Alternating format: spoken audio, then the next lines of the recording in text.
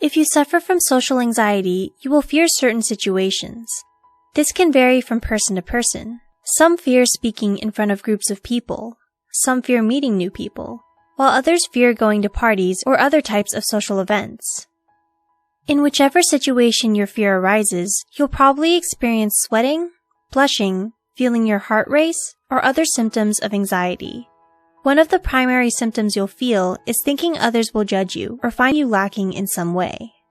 Not to worry though, no matter what your symptoms are or where they hit you, there are things you can do on your own to deal with your social anxiety.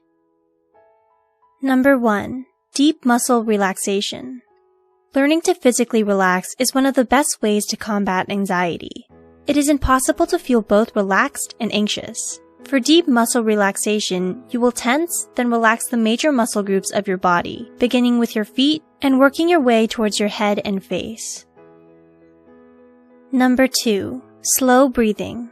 Controlling your breathing when you're anxious is another good way to deal with your emotions.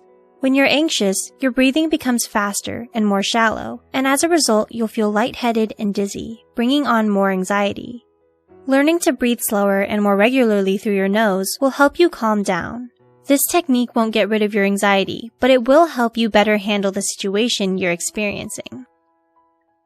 Number 3. Visualization. The key to visualization is to remember a place where you felt safe and comfortable.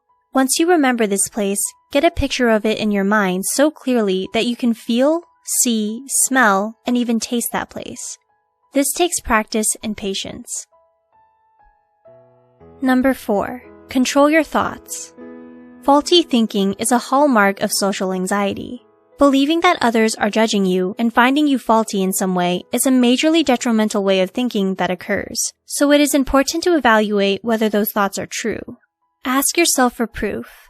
People with social anxiety tend to overestimate how badly others think of them.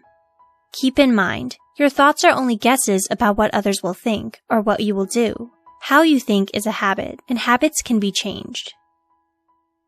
Number 5. Face your anxiety.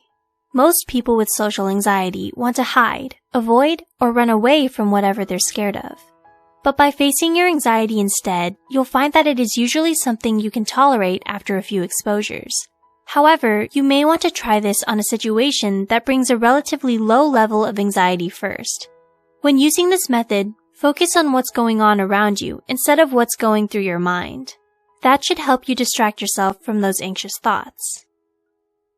Have you found any of the described methods helpful? Do you use other strategies to cope with your social anxiety? Feel free to share in the comments below.